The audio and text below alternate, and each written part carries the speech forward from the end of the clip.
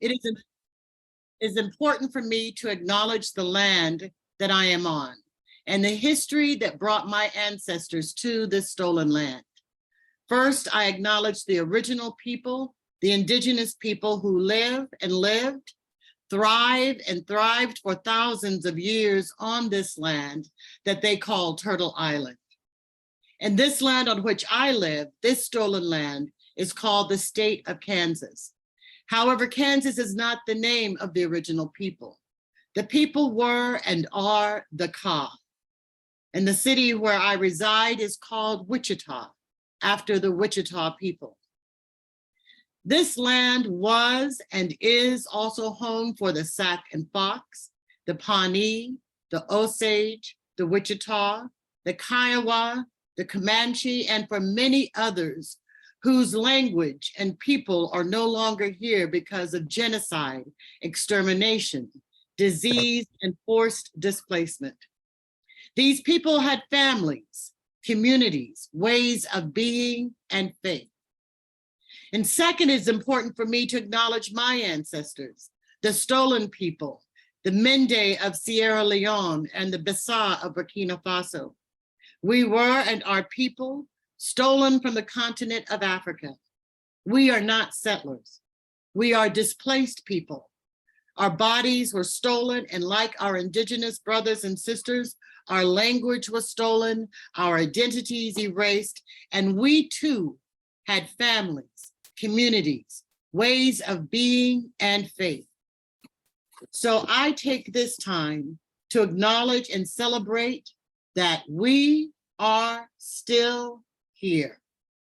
I believe when I acknowledge the legacy of the indigenous peoples and that their land was stolen, and when I acknowledge the legacy of my ancestors and that they were stolen, I defy the lie of white supremacy that values domination, property, and things over people. And it's then, only then, can we celebrate the truth that we are still here. Ashe, ashe, asheo. I would like to take this time to introduce the other panelists. Erica Littlewolf is from the Northern Cheyenne and works for Mennonite Central Committees, Central States, with the Indigenous Visioning Circle. She is committed to the work of decolonization, authentic relationships, and healing. With her bachelor's, she has a bachelor's of science in psychology and American Indian studies. She applies her education to social justice issues and how they have impacted Indigenous people.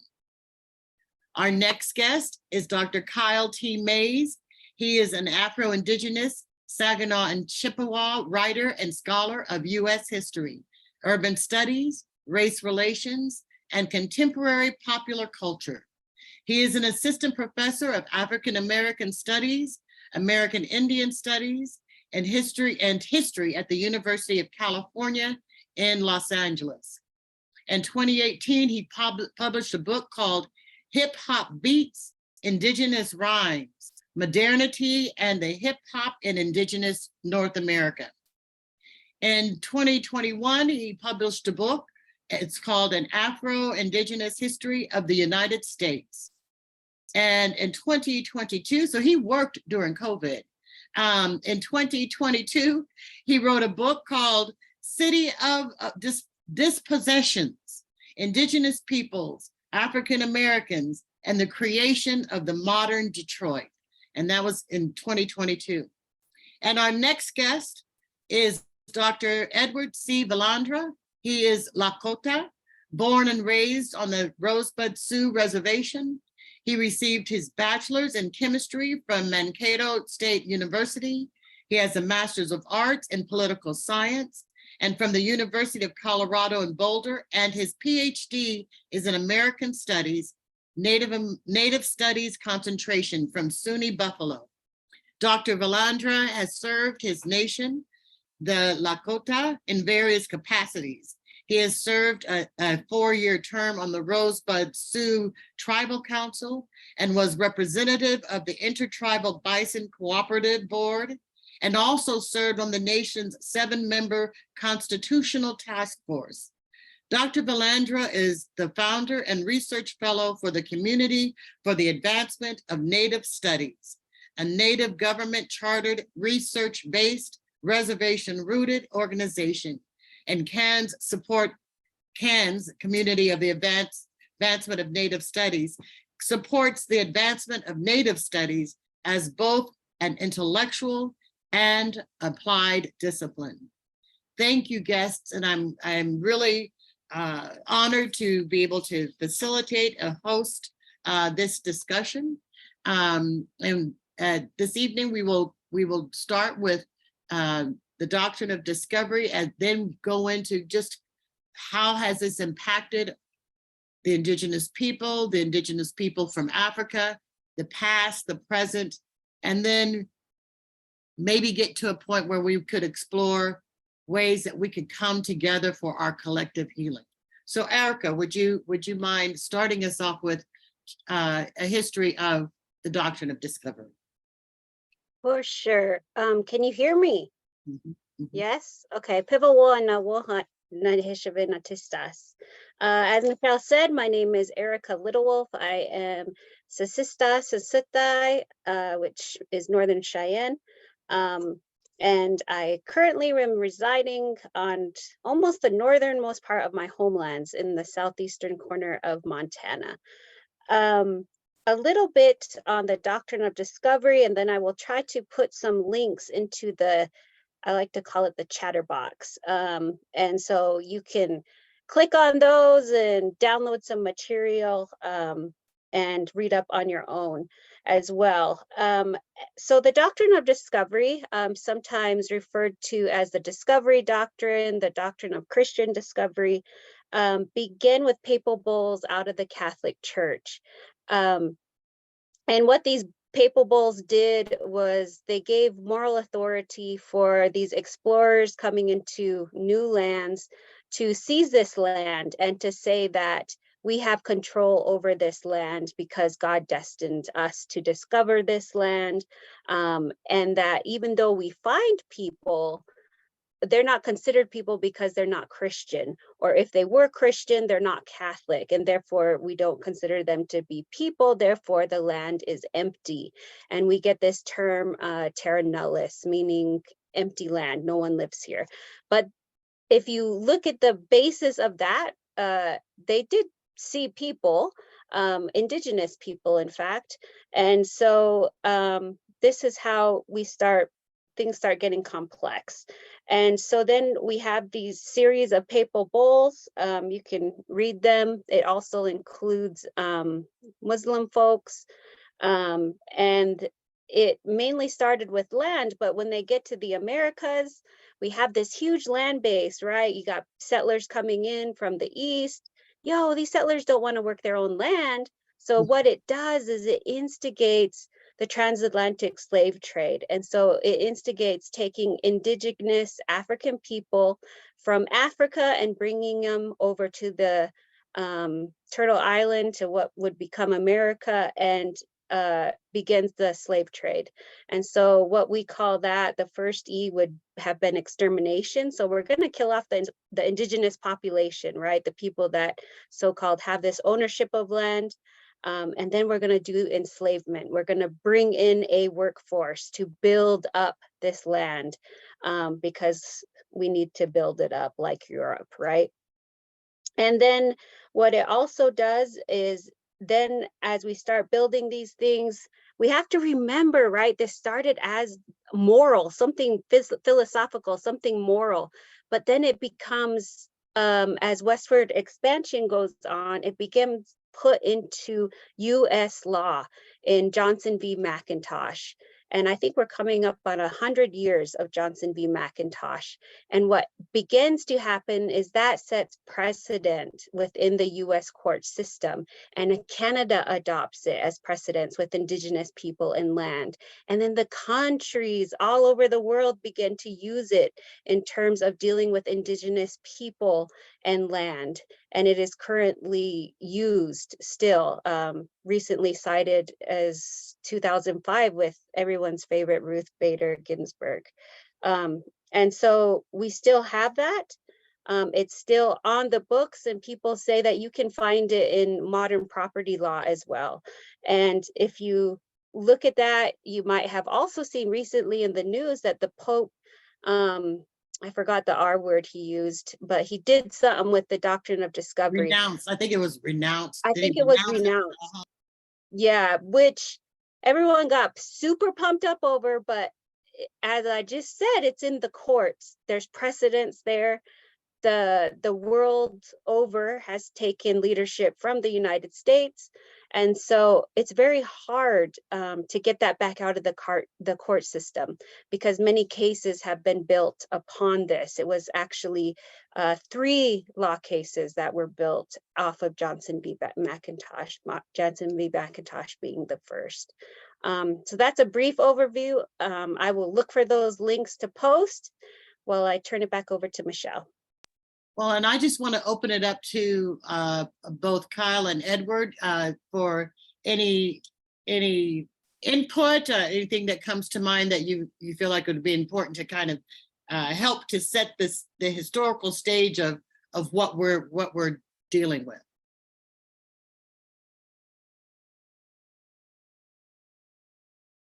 Either one of you. Don't both of you go. Okay. I'll volunteer, Kyle. All right, sounds good. Well, first of all, I think Erica did a fantastic job of describing a long historical process in like 5 minutes. So shout out to you for that, because that's pretty dope. But second, I just want to reiterate the point. So at its basis, the Doctrine of Discovery argues, and I want to reiterate this, argues that Christians have the right to conquer, seize, and occupy lands of non-Christians at their discretion. Right? This was the whole point. You are non-Christian, and therefore we can occupy your lands. And as was already stated, it's codified into law.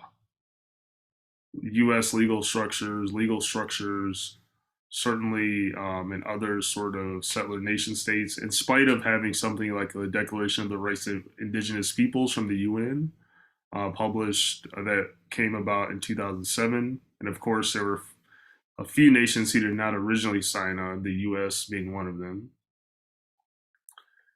Right, and so it's a fundamental mechanism, so even something like Manifest Destiny, of Native nations, of white supremacy, and the relationship in the United States. So I'll say all that to say, and I'll pass it over. Notions of US democracy are rooted in 2 particular issues: social, political, and economic, and historical issues that has ongoing consequences. The enslavement of Africans and the dispossession of indigenous peoples, right? Notions of democracy. And I want to reiterate that because it's often, this is one of the best democracies in the world, although people like to forget Haiti, for example. That Native nations had different ideas of governance, right? That was not based on something like private property. So if democracy, US democracy in particular, is based on enslavement and dispossession, what does that mean going forward? And I'll pass the proverbial mic over right now.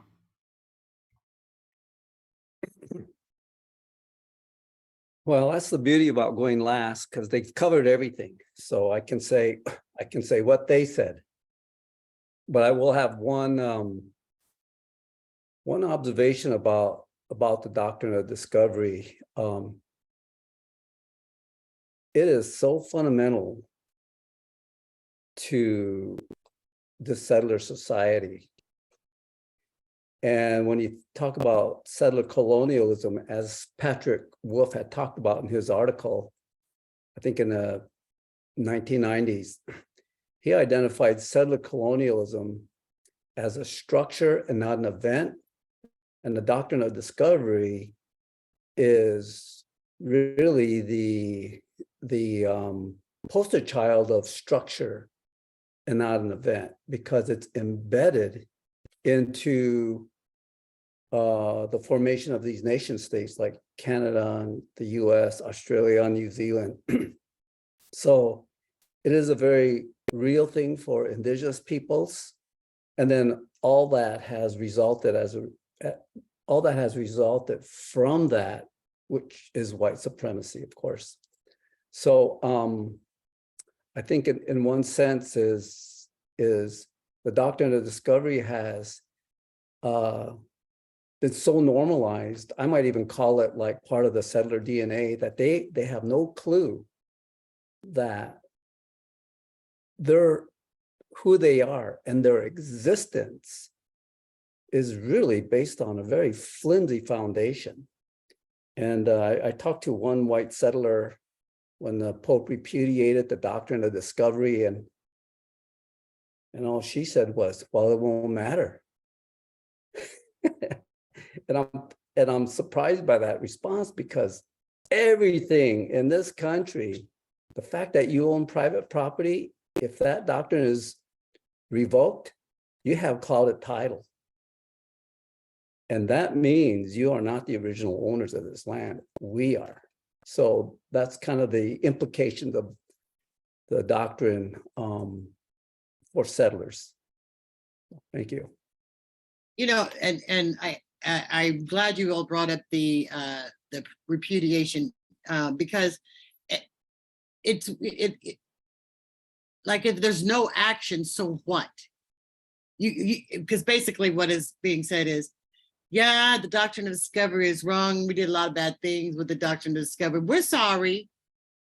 I mean, that to me is what happened. It wasn't like, and therefore, in order for us to repair the harm that we have done as a church, we will do, you know, I mean, so,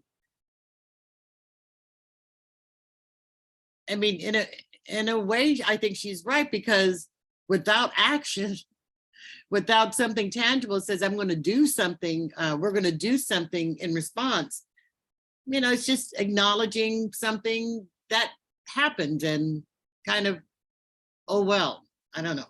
Anyone else have any response to that? Another response.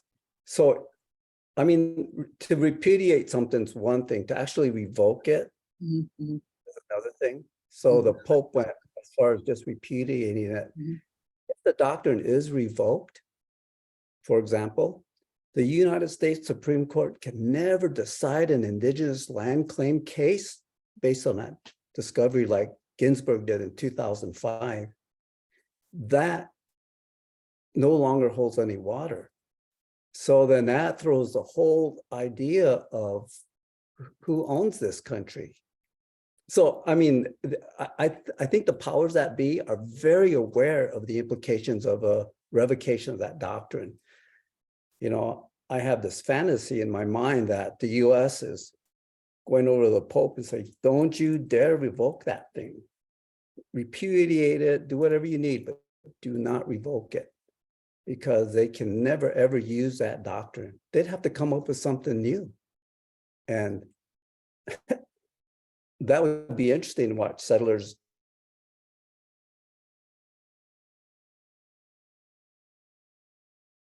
Is he frozen? He's frozen. And I'm sure what he was getting ready to say was going to be like mind blowing, but he'll come back. In fire, yes, he'll come back. So any other thoughts about just where we are in terms of, and because I don't think people understand that this was deliberate, that it was focused on other lands and other people, although they would not want to call them people.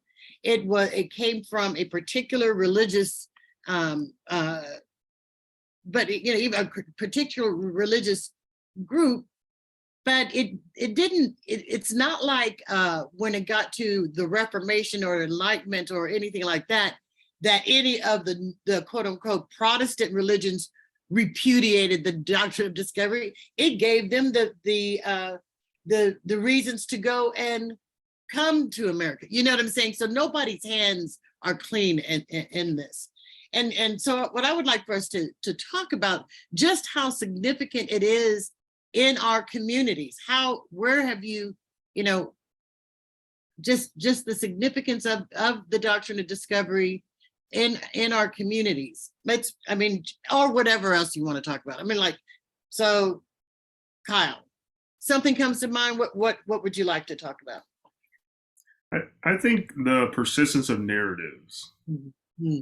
right? So the taking of land is a fundamental part of understanding settler colonialism as an ongoing project rooted in capitalism also as well.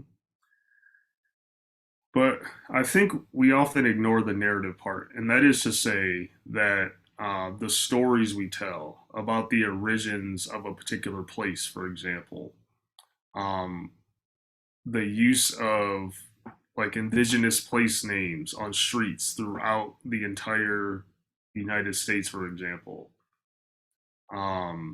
Something like, what is the name of the Jeep Grand Cherokee, for example, or the former Pontiac brand. Shout out to the Pontiac car, though. That was my first car, and it was a '99 Pontiac. So it was, you know, I thought it was pretty cool. So shout out to the Pontiac brand. But you see the persistence of those narratives as foundational. So an assignment I often give to my students, one of the first assignments is for them to think about their particular home place. It doesn't matter where in the world you grew up, wherever place you considered home. And I ask them, who are the indigenous peoples of that area? And I don't let them spend a lot of time doing research because it's mostly to bring about the assumptions behind colonization and how it impacts how they grew up, where they grew up, why do you not know enough about this? And I remind them it's not your fault per se. It's a whole structure meant to tell you that indigenous peoples no longer exist on these areas, and especially in cities. For instance, 80% or more of indigenous peoples live in cities, right? Metropolitan statistical areas, as the census would calls it. And that's not to negate, like I still have cousins and family on the res, etc., right? But why don't we consider cities a major part of indigenous land as well? And even in our conception of returning land, right? Cities are also a major part of that. And often what's frustrating for me is seeing a return of land in a rural area, which I also support, of course. But why can't we return some city land? Because that is the heart of American empire and modernity, right, for a long time. And I think that is another component of land return that we certainly should have more conversations about. And I appreciate what you said, because what you brought up, you went to, okay, so what needs to happen for our collective healing? And one of the things I hear you saying is this notion of land, who owns land and what land is indigenous land, and that would kind of makes hold cities or urban areas as sacred ground or something that's not a part of the whole notion of stolen land and stolen people. All the land was stolen. Yeah, and to be clear, there are various land trusts. So the Tonga Gabrielino people of the Los Angeles area have a land trust where they're trying to what they call rematriate the land or take the land back. There's one in Seattle, Washington. There's one in Oakland, California, also the East Bay. So there are a lot of activists who are trying to, and they'll implement what's called a land tax, a variety of sorts. And we can quibble about some of the effectiveness or its engagement with, but there are certainly people doing that work right now within urban settings. So I just want to put that out there. Yeah, I've heard of that. Erica, you have anything you'd like to as one who lives on your on the reservation with your people, you know, anything you would like to does this bring up anything for you, this conversation? Yeah, I think going back to a little bit to still responding to the statement that the Pope made is, I think when we rely just on the Pope, it helps us lose direction because we forget that it's this entire system, right? We want to think that this individual has a lot of control. And the reality is it's in the law system, it's in all these systems in all these countries. But the worst place it could be is it's in people's way they think, right? It's the very being of white supremacy culture that keeps all of this going. Like we see enslavement every day, we see land ownership every day, we see ownership every day. Like, I gotta own this, I gotta own this. And so I think one of the worst places it can be is in people's minds. And so one thing I saw too is that even though the Pope has done some kind of statement, there has been a lack of, I think people call it justice, but I looked up justice in the dictionary and realized I don't know if I want to do justice work. I want to do accountability work, like, because there has been a lack of accountability to what has come about as a result of. So we look at like the boarding schools.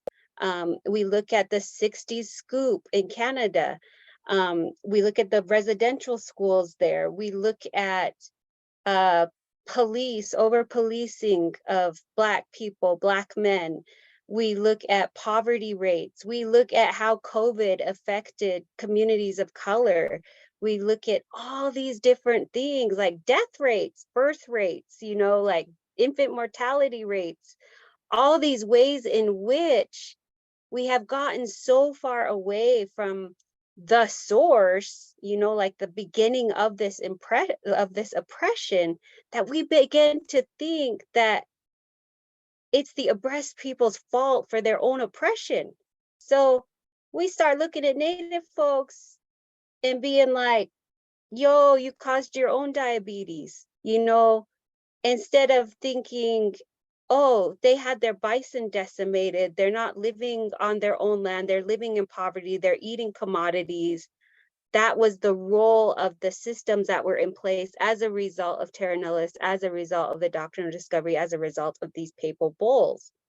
And so when you start tracking things like that, it's like, whoa, that's kind of has a different narrative, right? And then I always get angry because I would take it so personal when white folks couldn't make up their mind what kind of Indian they wanted me to be. On one hand, they first wanted me to learn English really well, so I tried. And then when I thought I figured out English, now they want me to speak Cheyenne. So they're always coming up to me like, hey girl, you speak your language? You know, and I can't get some of those words because I wanted to speak English so well. And I started feeling bad about myself. And I'm thinking they're asking the wrong question. Like, why am I held individually responsible for my language when you're literally beating my parents and my grandparents to get that language out of them? So where is your accountability for my people not speaking their language, right? And so I think rephrasing some of those questions that we nonchalantly ask into systemic questions that hold systems accountable and hold people accountable that affect those systems. Erica, I think what you're speaking to is, as Kyle was talking, the word insidious and insidiousness of this this project and how it has, you know, infiltrated all of our systems, all of the institutions, and so and bringing in the internalized, how we as people of color have internalized this these notions of the doctrine of discovery that, like I said, that demonizes people, that diminishes people, that erases people, and that and sometimes it seems like we are forced to play into it. So, just that the insidiousness of the project, and just really wanting to think about, like, I really appreciate what you brought up, Kyle, the people that are doing, you call it rematriating. I like that. Yeah, I wrote that down because I had not heard that phrase. That's not my word, just to be clear. This is okay. like Yeah, but I'd not okay. heard it because I've always heard of the patry, and I like the matry. So so that was new for me, and I really appreciate learning something new. I'm looking at the so a question that we have is, what would revoking the doctrine of discovery look like in the United States? And I go, Kyle, Erica, Kyle, whoever wants to. Erica says Kyle. Okay. Erica, you clearly got some good thoughts on that question. I'll go. So I don't, as someone who believes in abolitionism, and that's ending prisons and various forms of carceral logic, both interpersonally in communities and in a very large sense. The point of abolition, or even revoking, and what that could look like, is not really a point to set out a particular plan, right, of action, because one, I wouldn't trust any academics, including myself, to be in charge of leading any sort of revolutionary change. No, thank you. There are a lot of people on a lot of working class, the most vulnerable in our communities, who are protesting and resisting daily in big and small ways, right? So, but for me, one of the key things and how this would look like is bettering relationships between Black and Indigenous peoples, many other sorts of peoples too, but in this particular component for me. And what would it look like in relating better on land? So land is central, but how can we get Black and Indigenous peoples to relate better? So we have a clan system. I'm Bear Clan Makwododem, and there are many nations that have a variety of forms of kinship, belonging, and so forth. So what would it look like for different nations, depending on where they're at, to adopt, include Black people wherever they're at, they're close to their lands or traditional homelands or whatnot? What would that look like? Because we've seen throughout history, even when something is post-colonial, there are still contradictions that exist, right? Returning land tomorrow doesn't solve necessarily all the contradictions that persist and currently exist within our various communities. And for me, you have to think about the future and imagine and work through those contradictions. And so, in that sense, what would it look like to have conversations now about how we're going to relate better in what I like to call the aftermath of settler colonialism and white supremacy? Because assuming, I don't know, I know we're live streaming, I know the people on this panel probably agree that at least white supremacy is at the very least bad. Settler colonialism, at the very least, is not good, right? And if that's true, we should be working towards, and I think you all would agree, the aftermath.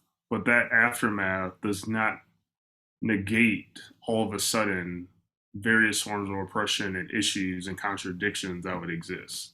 So there's no clear roadmap per se. And that's not even the point. It should continue to resist and get to there. And again, there are people the most vulnerable in our communities who resist and are doing those things daily. You know, one thing, Kyle, that comes to mind, is the so one of the things that I think that we have bought into as persons of African descended people, is I want my 40 acres and a mule. Because my question is, well, whose 40 acres are you talking about? I mean, and I think that's what I mean, if as Indigenous people and as African descended people, you know, Afro-Indigenous, and, you know, could come together and say, let's just talk about the ways that we have been indoctrinated about each other. I mean, that to me would be like, and that we have the answers. There won't be one path forward, just as many different groups have different cosmologies and understandings of, you know, of family and like in clan, but just for us to have a conversation is a radical act. And just for us to name some of these things, I believe, is a radical act. Well, he's trying to get us in trouble in here. And I don't mean to take up too much space, but reparations is another issue, because and land has been in belonging. So Black people have always tried to belong and figure out a way. And again, these are Indigenous people stolen from their homeland. So they're always trying to create a sense of home. You can hear this in various forms of gospel music. It's not always about heaven. Like, I love listening to Aretha Franklin, shout out to the Queen. But you hear it, and it's the gospel tradition, but it's about home. Heaven might be home, and it might be something else, like in the track Going Down Slow, or in the writing of Toni Morrison, and like people flying away. And it's about figuring out belonging. At the same time, there's that contradiction of this exists on Indigenous land.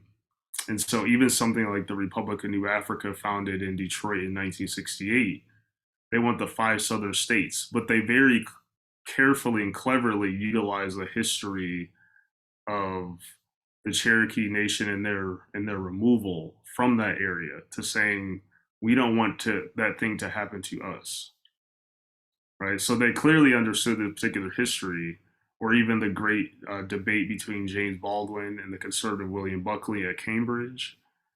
James Baldwin's constructing this notion of a Black future predicated on what he would consider a past tense genocide that happened against Indigenous peoples, right? And that's something we do have to stop. 40 acres and a mule, that's not reparatory justice, because reparatory justice is having better relationships with Indigenous nations. And I want to acknowledge, yes, there are 5 tribes who enslaved people of African descent, but 5 tribes.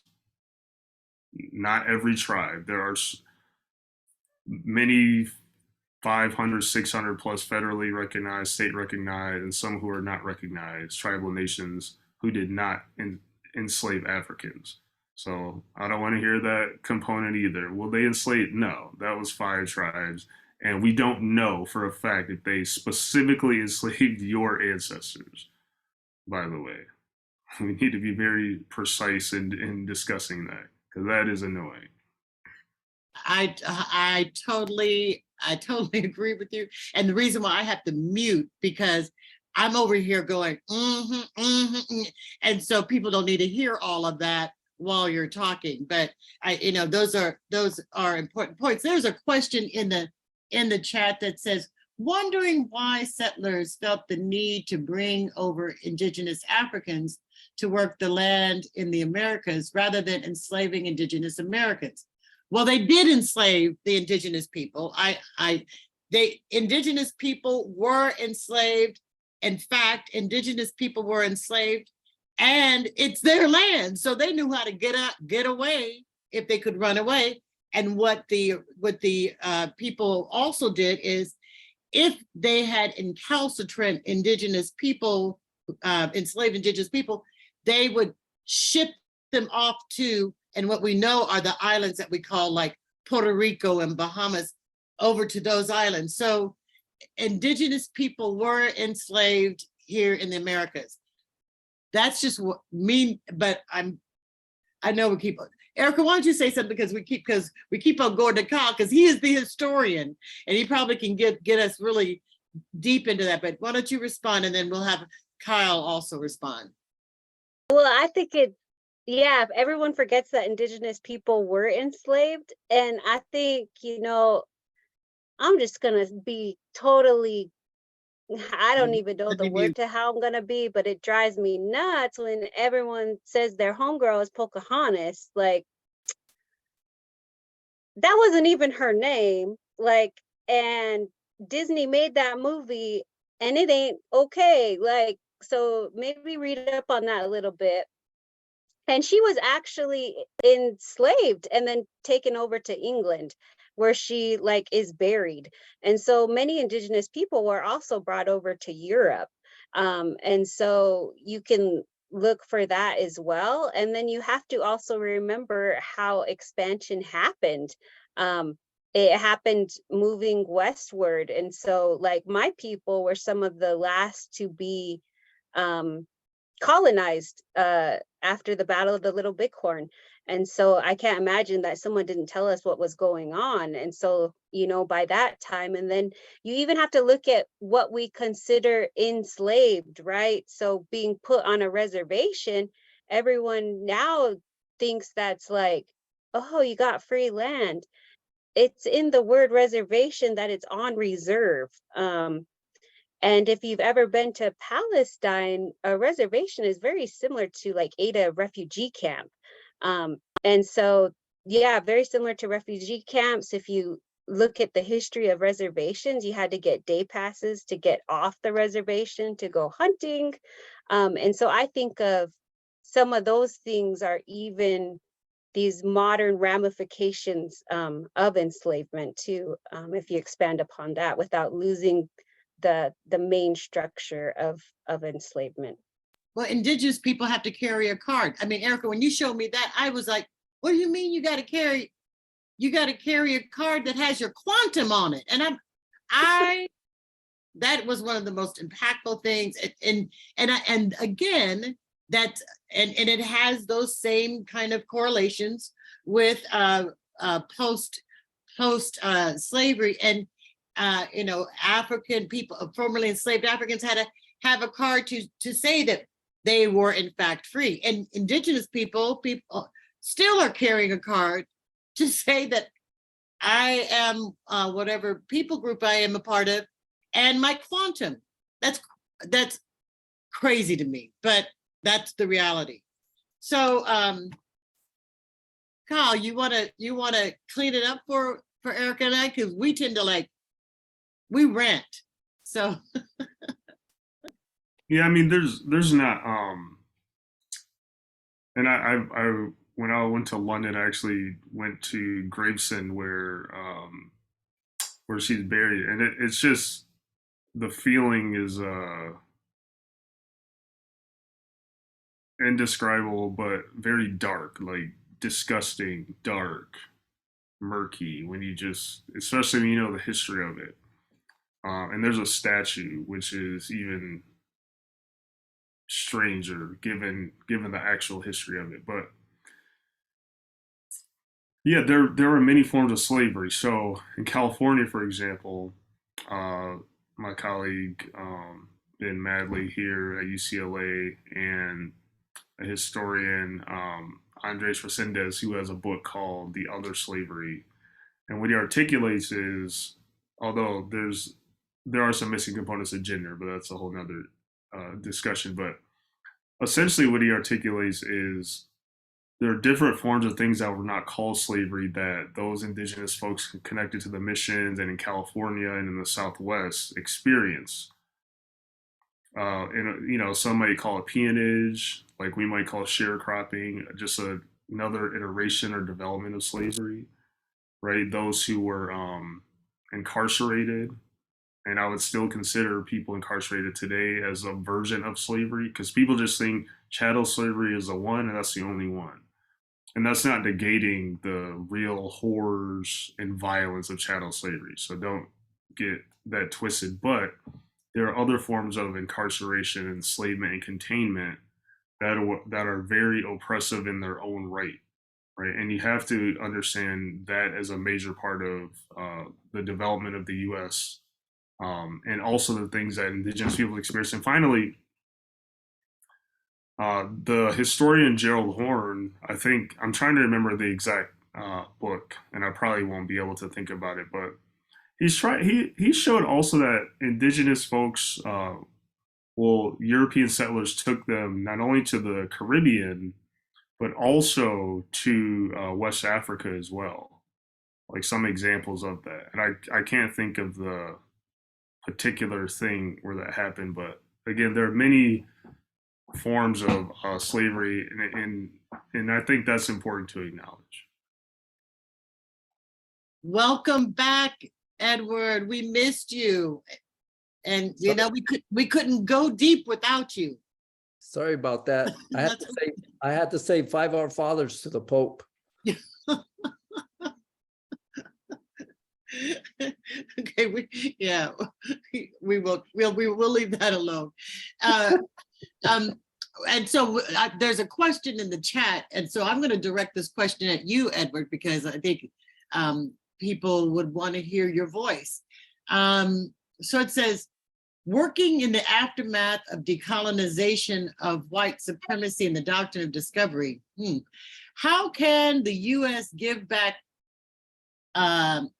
in ways, how can the U.S. give land back in ways that don't displace other people? Well, they can't. But anyway, but you answer. Ed. Well, first of all, I think we have to be careful how we use the English language. I always tell settlers that when you use terms like give back, my response to them is, you can't give back, you can't give something you never owned. So the settler dialogue around giving land back, they can never give it back because they never owned it. They can only return it because it was stolen. So that's a clarification of the use of the English language. Me and Erica, we're very fluent in English, so we understand the nuances quite well. However, in the aftermath of decolonization, I think there was something else there. There's quite a presumption about decolonization, and this is where I think, you know, the Black and brown brothers and sisters, we have to come together and have a discussion on what is decolonization. And so, you know, to answer that question of displacement, you know, Native people have been displaced. The Trail of Tears is the one. My people have been moved around. There's many trails of tears. African-American communities, you know, the indigenous peoples from the African continent have been displaced. And why? And I think the discussion has got to be around, what are you talking about displacement? You're already talking to peoples that have been displaced. I would say in my homelands, we have told the white settlers, you can live here, but you better follow our laws. We are a sovereign nation. Live well, be well, do well. We have bent over backwards for settlers to not displace them. And I cannot think of one incident, probably in all of Native North America, where Native people have displaced settlers. And if you think about the wars or the conflicts, it was settlers in our homelands. All we were doing is defending our homelands, our families. So no one can ever point to Native people saying we displaced settlers. That question has never, ever materialized. yeah, we fought because settlers were invading our homelands. And so I think that that question is just pregnant with a lot of deconstructing of the assumptions behind it, as well as the settler attitude, or maybe not even settlers, but people who have gone through the educational system of the United States, which is just a very one-sided narrative. And that's the paradigm they probably operate under. I would love to have talks with the Black brothers and sisters, the Brown brothers and sisters, and let's just have a heart-to-heart about figuring out these intricacies. I would love to have that conversation without having white settlers in that conversation, because we need to have the space to begin to start comparing notes, start understanding each other's experiences and hearing those narratives. I come from the position that the stolen bodies out of the African continent are indigenous peoples. So if you're a descendant of those, you are a descendant of an indigenous peoples. I am a descendant of indigenous peoples. So as descendants of indigenous peoples, why don't we sit down and have a talk? Rather than using the racial divide that settlers have put up, as if Native people and Black people don't have anything in common other than racism. We have a lot in common. So. Ashe, ashe, ashe-o. I think that's what needs to happen, is the coming together of our peoples and to hear the stories, because we have heard, because of white supremacy and racism, we have been told stories about each other. But what if we come together and say, let's tell our own stories? I think Kyle, the narratives are important, and claiming, changing the narratives, interrogating the narratives, but telling the stories, that oral tradition that is innate for our peoples, kind of rekindling that that practice, that griot work, or however it's, that storytelling is important, I think, because it's human. That storytelling is human. So Kyle and Erica, any response to some of the points that Edward made?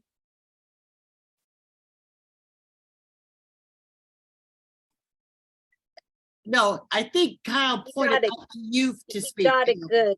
He got it good. Yeah, everything you got it good. No one has anything to say. I think you dropped the mic. So you went off screen and then got it together and then came back and then just dropped the mic. Oh. I think that's what happened. Kyle? Yeah, no, it was beautiful. Something which is strange, something I've always and have been writing about and thinking about is what would it look like to have our Black and Indigenous elders sit down, talk, learn about each other, listen to the music together, watch things together, cook together, season food, shout out to season food, and have a conversation, right, about these things, and multi-generational too, right? And I think historically, the one person Black person who absolutely got it was Stokely Carmichael, who had changed his name to Kwame Ture. He had lots of critiques of settler colonialism, both in North America, Palestine, on the African continent, whether it was Zimbabwe. There's still issues in Zimbabwe, South Africa, and so forth, which in academic communities rarely talk about the African continent and different forms of settler colonization that persist. And so, to me, he's one example of someone that we should rekindle and really think about as a kind of an example, because he was very explicit in the speech he gave in St. Paul, Minnesota in 1975, saying, this is indigenous people's land, this is not our land, and we should support them. and how we can relate better and think about that, right? So yeah, I'm with you there on connecting and getting our folks together. I would say this conversation is a good example of what's going on. This would be just really a potent thing. When I hear the Black relatives talking about their experiences, like splitting families up because of slavery. Well, we've had that too with boarding schools. We understand what that is. We understand, we have so much in common. I think our family structures are very similar in a lot of ways. In terms of family being like really important, and I think those would be a lot of themes just to sit and talk about with the Black relatives in order to bring each other up to, I think, some level of understanding. I have to agree with Kyle. It's been noted among Native people when the Black Power movement started, the Red Power movement was just starting at the same time. And one of the missed opportunities was the Black Power movement and the Red Power movement didn't sit down and have this discussion. I have, through the 60s, looked at narratives and speeches from Black leaders, and they often gave a nod to Indigenous peoples. And I find that very encouraging. I mean, gee, Malcolm X, Stokely Carmichael back in the day, even Martin Luther King and others, the Black Panther Party. I mean, when I go through their speeches and listen to them, I would really like to have those guys as allies back in the 60s when we were fighting off termination and having these discussions, and they can still happen. And it'll be a learning process, I'm sure, because there's some anti-Black sentiment within Native country. I know that. It's because of our educational system we got. It's a public school education. They fill our heads with a white narrative. Crazy stuff. Well, and it's a tool of white supremacy, divide and rule. So and we're all in that same education system, right? So for the education system that erases Indigenous people, like they're, I remember facilitating a youth gathering at our organization, and it was young people. It's a young adult program, and it was Latinos, persons of African descent, and Indigenous young people.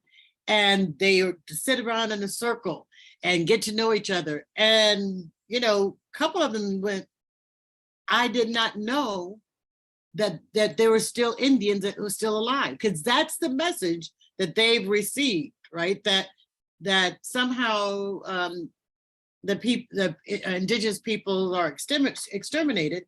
And I think, and I don't know what the counter narrative, I don't know what is taught, but I assume that what is taught on the other side is they want your stuff. I don't know. You could tell. I don't know what y'all been told. Yeah. And Erica, tell me what y'all been told. I just know what we were told, like it was just always framed that I don't know when it was supposed to have happened, but that, Indigenous people no longer exist. So, yeah.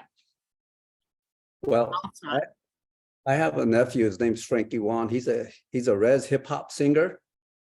And he told a story once where he was in Chicago going up in an elevator and was talking to this white girl. And he told him that he is Indigenous and he's Lakota. And she just told him straight to his face, I didn't think Indians existed anymore. And this was within the last probably 15 years. So I think there's that narrative out there. But, you know, I think our struggles are all about being human, really. And you know, indigenous people, I mean, we understand what slavery is, particularly when they first came. I mean, they literally decimated the populations of Central and South America because they enslaved the indigenous peoples down there. I have to say, in my own experiences going into the Black communities, you know, you know, this is my own experience, but my own experience has been, I've been well received. And when they know I am indigenous, it seems like a lot of the barriers come down, and then we have these discussions. And then we start comparing notes. And I find that's a very a building of relationships. And I just think I know as indigenous peoples, we cannot go to the white settlers to ask for land return. We need to begin to branch out, particularly, I think, with the Black relatives, the Black community, to begin to have these discussions.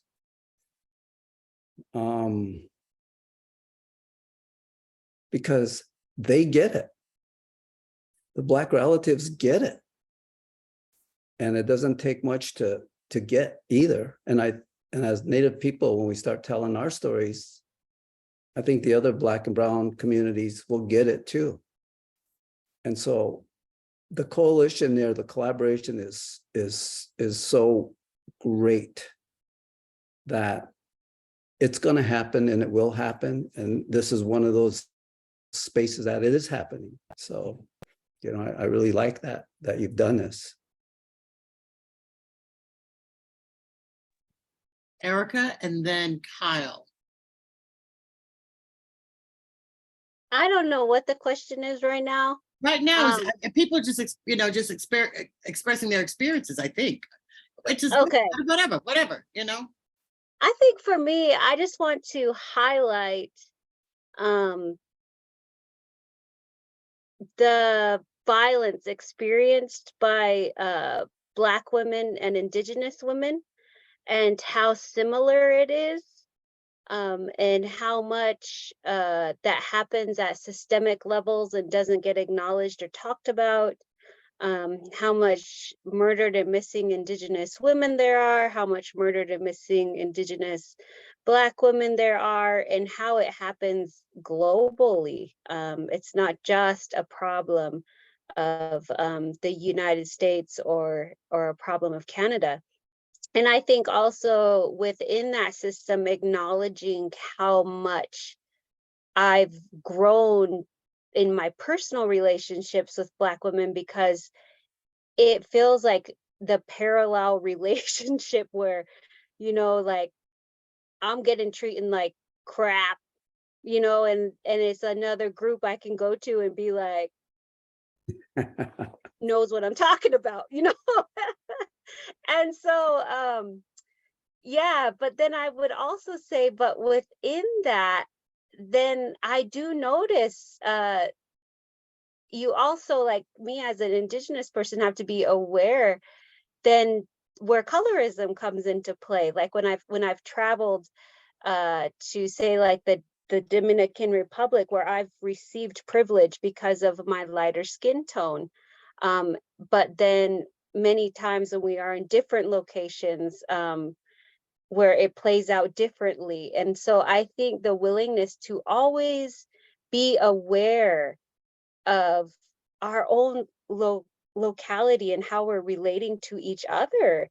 But I have always found it helpful too. I know I had a coworker that used to get a rental car to come to the res for her job. And when she would tell the rental car person, she's coming to the red, they would say bad things like, ugh, like, why are you going there? And she would just always be like, wait, why are you acting that way? You know, like call them out. And so I think having like even those individual alliances too, I have just found so incredibly beneficial. Because I always say this area, you know, like Montana, Wyoming, North Dakota, South Dakota, is just like the South, for Indigenous people. Like, you know, like my Black African American friends, I'm always like, oh, come to Montana, you'll be fine here, they'll like you. It's just Native people they don't like. And so yeah, they're always like, are you sure we'll stick out? I'm like, oh yeah, you'll stick out, but they know you don't belong. It's us Native people they have to live with all the time that they don't like. You know, we're getting killed up here, not Black folks. And so yeah, and so it's interesting to parallel the, you know, the white north with, then you got the south, that little section down there. So yeah, so I think I just want to highlight the intersectionality, I think experienced by people who identify as being Black women and Indigenous women.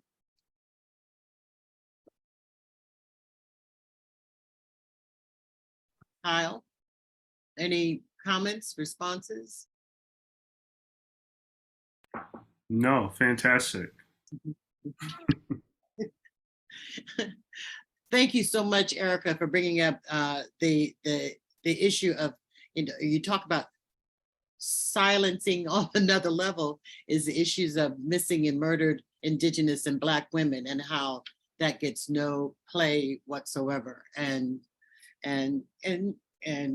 yeah, and that would be a place, that would be a rallying place for the, you know, for women to come together and collaborate and have stories about and that sort of thing. We're coming towards the end. It's 22 minutes after, and we've got about 8 minutes left. So if there are any questions, please ask them, and I will ask them to the group. But are there any closing words that any of you would like to share? That any thoughts that you feel like you want to leave with the people for them to ponder, question, struggle with? Erica, go ahead. Raising my hand. No, I think I forgot to say it, but I know there's a lot of people that are like, you can't just do land acknowledgements. Yes, but I still like land acknowledgements. And I think also pinning those to acknowledging the enslavement and the labor that also was done by Indigenous people from Africa.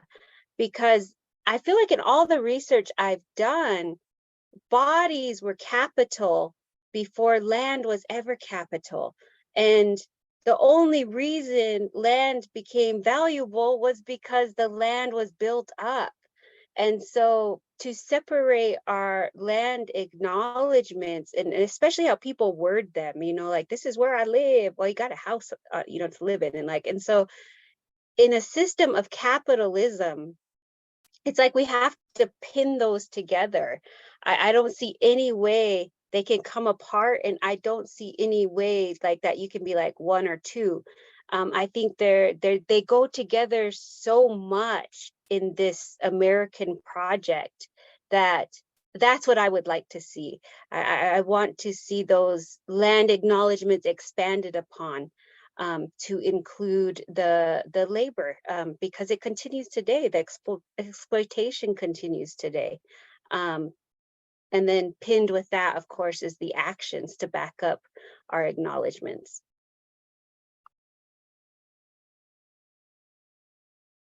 Anyone else has any final words? Edward? Well, I have really enjoyed this gathering. I got to meet Kyle. And I hope we have more to talk about. I know our paths will cross. We have a saying here, I'll see you down the road sometime. I don't know when. To the people that are listening, I'm very grateful for your patience.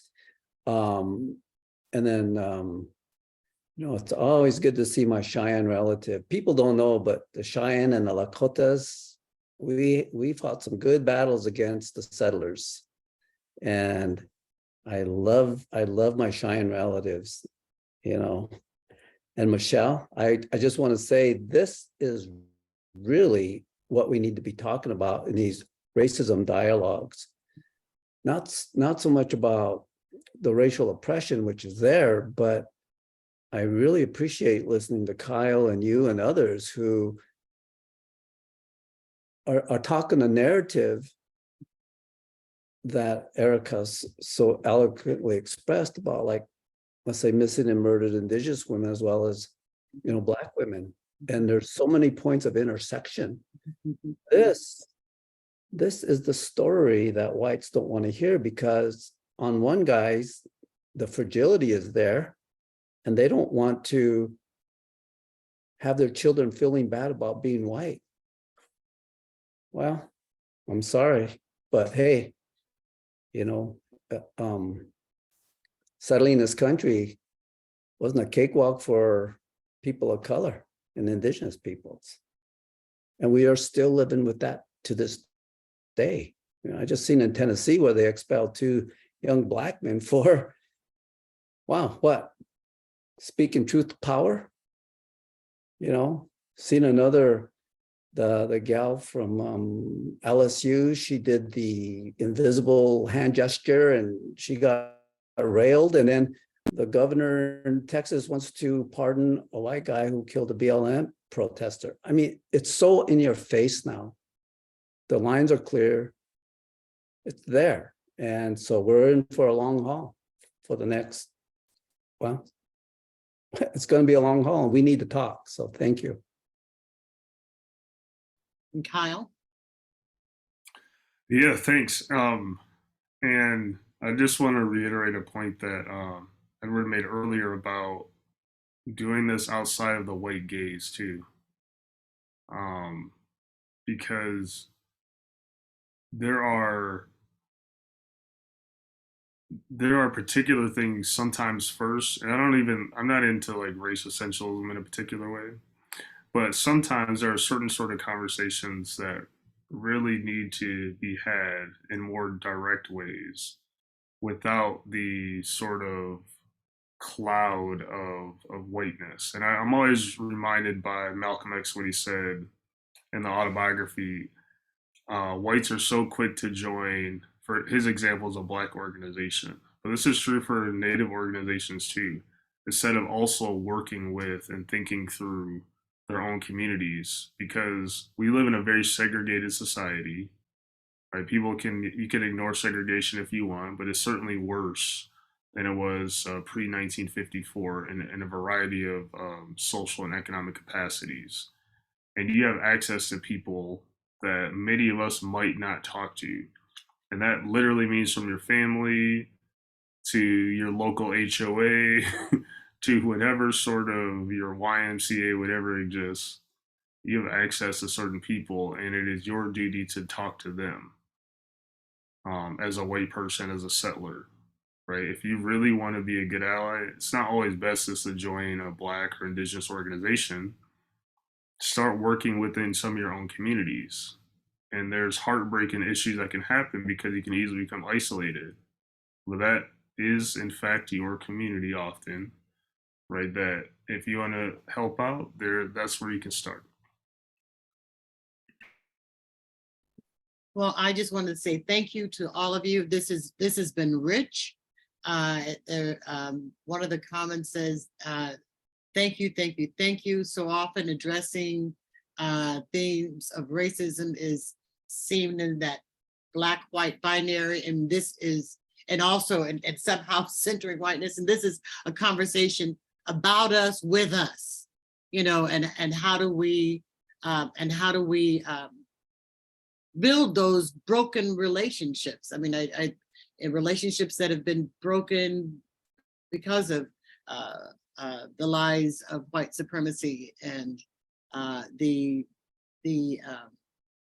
terror of capitalism, and and all of that. And so I just want to thank all of you for being willing to have this conversation. This has been important to me as I really start to interrogate assumptions that I don't even realize that I have until I'm having conversations or until I'm reading Kyle's book.